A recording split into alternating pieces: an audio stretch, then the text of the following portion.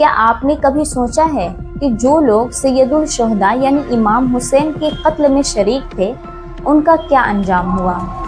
क्या वो सब लोग बच गए या फिर अल्लाह रब्बुल आलमीन ने उन्हें सजा दी?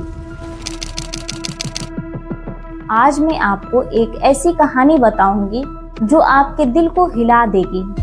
एक एक करके मैं आपको बताऊंगी कि कैसे हर जालिम को उसकी सजा मिली, और यकीन करें ये सब सुनकर आपके रोंगटे खड़े हो जाएंगे।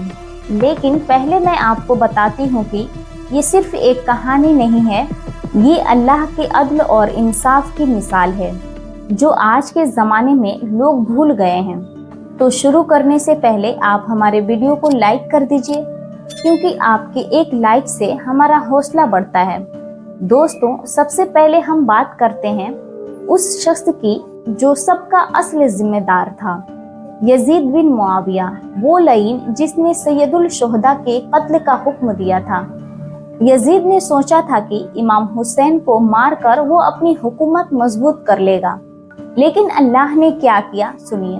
10 मुहर्रम 61 हिजरी को इमाम हुसैन शहीद हुए और सिर्फ 3 साल बाद 64 हिजरी में यजीद की मौत हो गई, सिर्फ 39 साल की उम्र में। लेकिन दोस्तों, ये कोई आम मौत नहीं थी।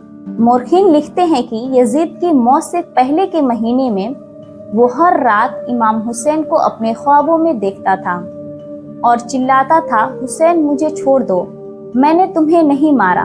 और वो जब मरा तो उस दिन दमिश्क में अजीब सा अंधेरा था। मोरखीन कहते हैं कि वो इतना घबरा गया था कि मरते वक्त उसके मुंह से सिर्फ यही अल्फाज निकले थे, हुसैन हुसैन। लेकिन दोस्तों, ये तो सिर्फ शुरुआत थी, असल सजा तो अभी बाकी थी।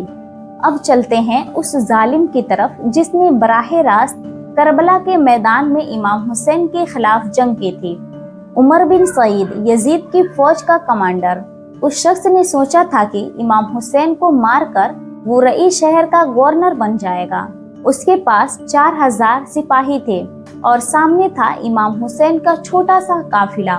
उस जालिम ने उस दिन कहा था कि मैं हुसैन को मारकर अपना नसीब बनाऊंगा, लेकिन अल्लाह ने क्या किया सुनिए। करबला के 6 साल बाद 67 हिजरी में मुख्तार सख्फी ने बगावत की और सबसे पहले जिसका सर मंगवाया था वो था उमर बिन सईद का। इब्राहिम बिन मालिक अश्तरी ने उससे पकड़ा।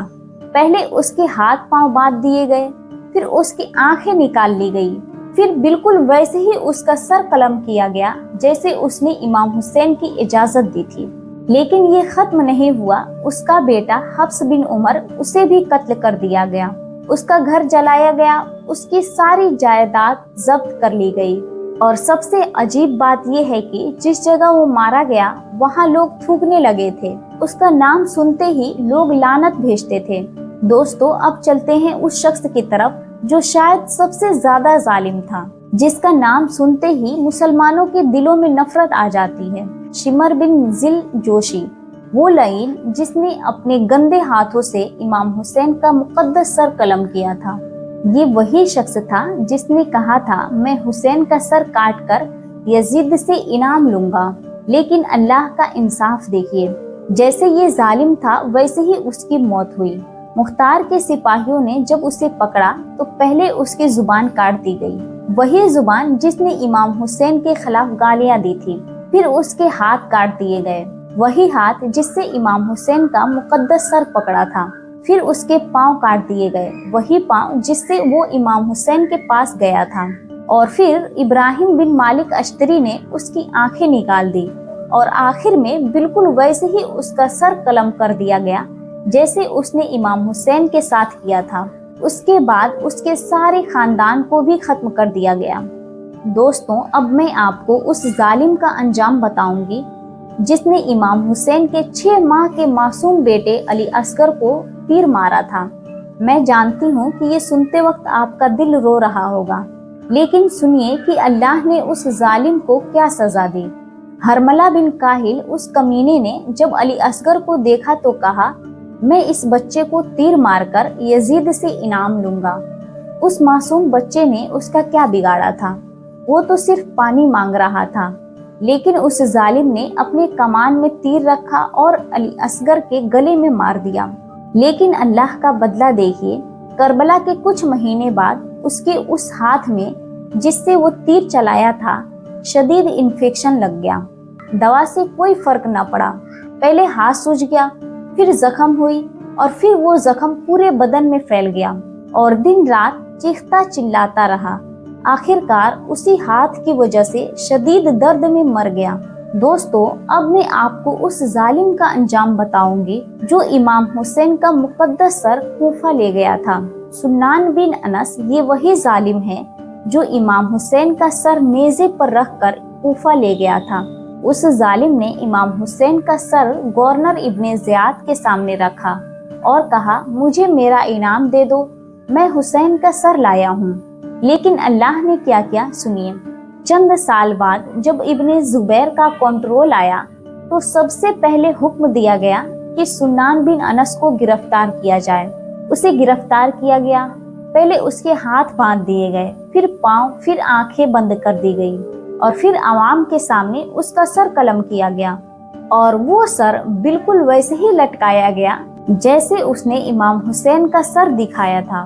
दोस्तों, अब तक मैं आपको इनफरादी सजा बता रही थी, लेकिन अल्लाह रब्बुल आलमीन ने इज्तमाई सजा भी दी, पूरे इलाकों में सजा दी। सबसे पहले मुख्तार बिन अबू उबैद सक़फ़ी की बगावत आई। वो कहे थे कि मैं हर उस शख्स को मारूंगा जो करबला में यजीद के फौज में था। 67 हिजरी से 69 हिजरी तक सिर्फ 3 साल में मुख्तार ने 4000 से ज्यादा लोगों को कत्ल करवा दिया। लेकिन ये सिर्फ शुरुआत थी। कूफा में जहां इमाम हुसैन का सर रखा गया था वहां ताउन आया, हजारों मर गए। फिर कहत बरसा, बारिश न हुई। दमिश्क में यजीद के महल में जलजले आने लगे। उसका दरबार हिलता रहता था। जहां जहां इमाम हुसैन के कातिल रहते थे वहां आग लगने लगी। आखिरकार 132 हिजरी में अब्बासियों ने पूरे आमूरी खानदान को खत्म कर दिया। सिर्फ एक आदमी स्पेन भाग गया। ये सब इत्तेफाक नहीं था दोस्तों, ये अल्लाह का इंसाफ था। दोस्तों, इस पूरी कहानी से हमें क्या सीखना चाहिए कि अल्लाह का इंसाफ बिल्कुल दुरुस्त है। जैसे जुल्म किया वैसे ही अंजाम हुआ। अल्लाह की सजा में देर है, अंधेर नहीं। इमाम हुसैन की कुर्बानी जाया नहीं गई। उनकी शहादत ने दुनिया को दिखा दिया कि यजीद कितना जालिम था। और सबसे अहम, आज भी जो जालिम है उनका अंजाम भी ऐसे ही होगा, चाहे वो फिलिस्तीन में हो या कश्मीर में हो या दुनिया के किसी भी कोने में हो। दोस्तों, इमाम हुसैन की कुर्बानी सिर्फ 1400 साल पुरानी कहानी नहीं, ये एक दायमी पैगाम है। हर साल मुहर्रम आता है और हमें याद दिलाता है कि जुल्म चाहे जितना ताकतवर हो, हक की जीत होती है। इमाम हुसैन ने हमें सिखा दिया कि इज्जत के साथ जियो, जुल्म के सामने मत झुको। अगर वीडियो पसंद आया हो तो लाइक कीजिए, शेयर कीजिए और चैनल को सब्सक्राइब करना ना भूलें। कमेंट में ज़रूर बताएं कि आपको इस कहानी से क्या सीखने को मिला। लब्बैक या हुसैन, लब्बैक या मजलूम।